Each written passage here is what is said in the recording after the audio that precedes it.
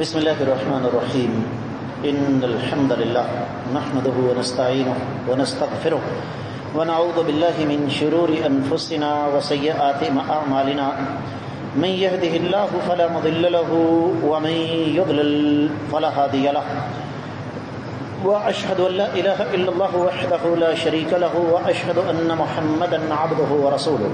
بھائیوں سے گزارش ہے ذرا آگے آ جائیں. بیٹے ساتھیوں کو ساتھ لے کے آگے آؤ ذرا. خرم صاحب ساتھیوں سے بھی کہیں ذرا آگے آ جائیں. یہ ستون کے پیچھے جو بھائی بیٹھے ہوئے ہیں اٹھ کے آگے آ جائیں. آپ سے کہہ رہا ہوں آپ بھی اٹھ کے آگے آ جائیں.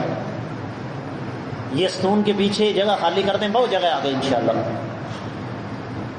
معزز خواتین و حضرات, ہمارا آج کا موضوع گزرتا ہوا سال 1447 ہجری ہم سے مطالبہ کرتا ہے کہ اپنا محاسبہ کرو.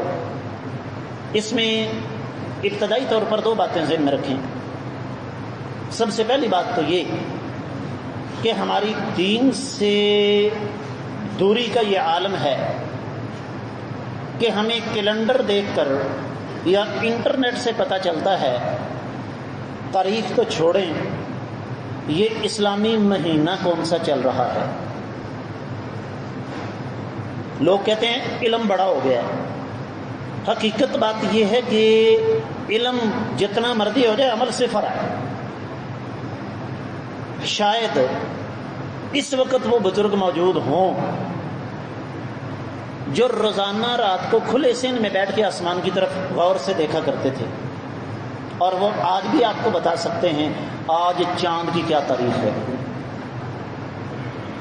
ہمارا سال عیسوی نہیں ہے, یہ مجبوری ہے. ہماری بدعمالیوں کی وجہ سے, ہماری نااہلیوں کی وجہ سے کفر ہم پر اس قدر مسلط ہو چکا ہے, اس حد تک جا چکا ہے کہ آج ہم اس کی دی ہوئی تقویم سن عیسوی کو اختیار کرنے پر مجبور ہیں.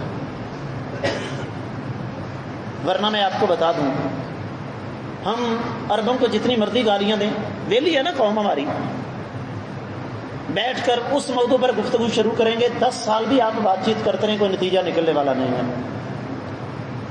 لیکن فارغ ہیں. لیکن میں 7 سال سعودی عرب میں پڑھا ہوں, وہاں پر 2 چیزیں میں نے خصوصی طور پر نوٹ کی. پہلی بات تو یہ کہ پورے سعودیہ میں آپ کو کوئی بندہ گھڑی کا وقت نہیں دے گا.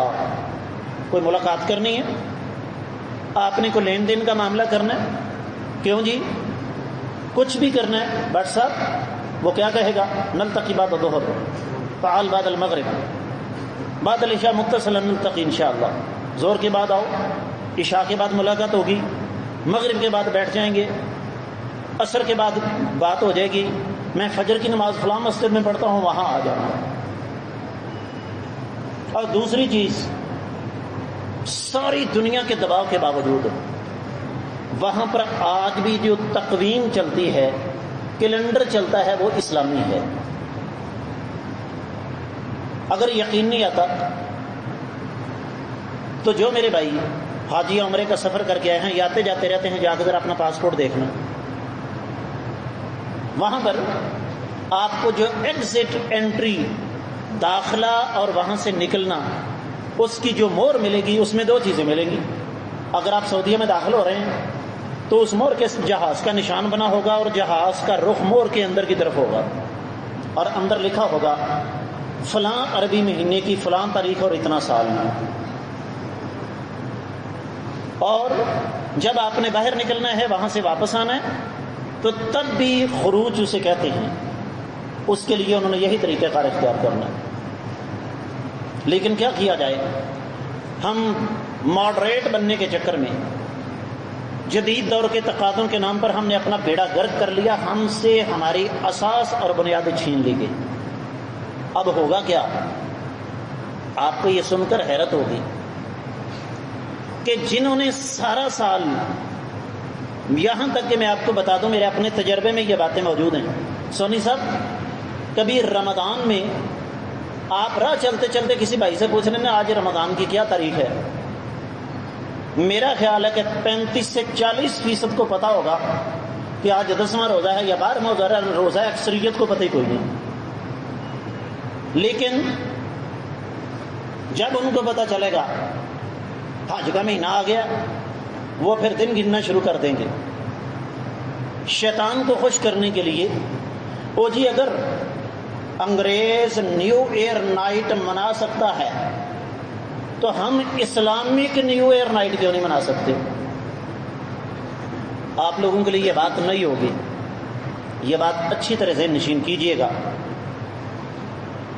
کہ اس چیز سے اللہ کے رسول صلی اللہ علیہ وسلم نے منع فرمایا.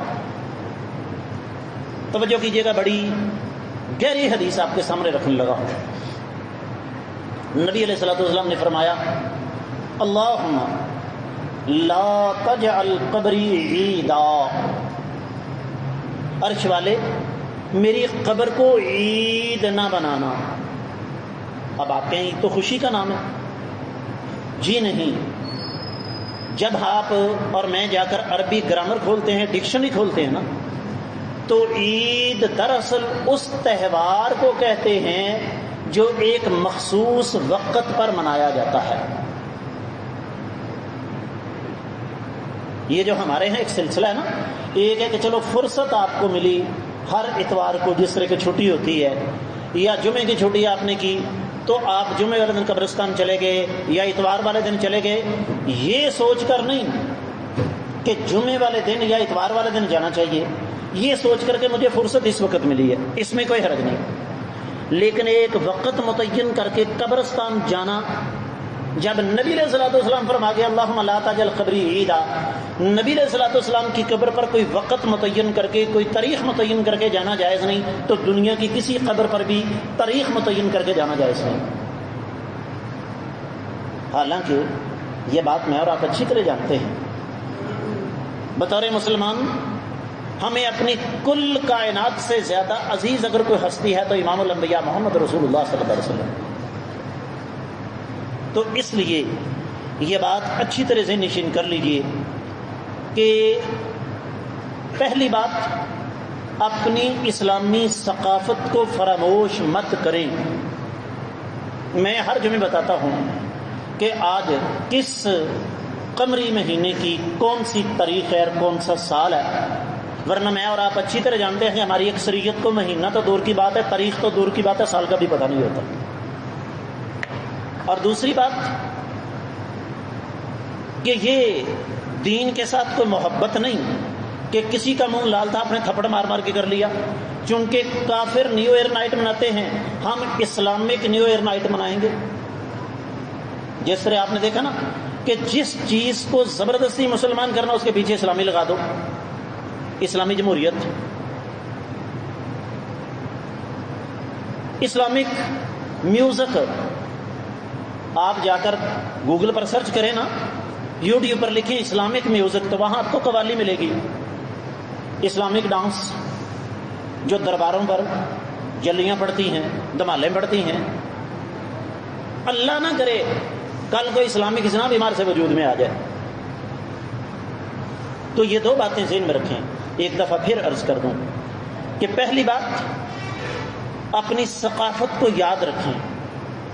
ٹھیک ہے دنیا داری ہے، دنیا داری کو چلانے کے لیے ہمیں یہ عیسوی سال کو ساتھ لے کر چلنا پڑتا ہے، لیکن اس کے ساتھ ساتھ ہمیں اپنی اسلامی تقویم کو بھی، اپنے اسلامی سال کو بھی یاد رکھنا چاہیے. اور دوسری بات، کافروں کی نقالی کرتے ہوئے ہمیں اس سال پر، اس کے اختتام پر جشن نہیں منانا، بلکہ جو اصل کام کرنے والا ہے وہ کرنا ہے. اور وہ کام کرنے والا کیا ہے؟ میں اور آپ اپنا محاسبہ کریں. بلکہ میں تو کہوں گا ڈائری کر میں رکھا کرو،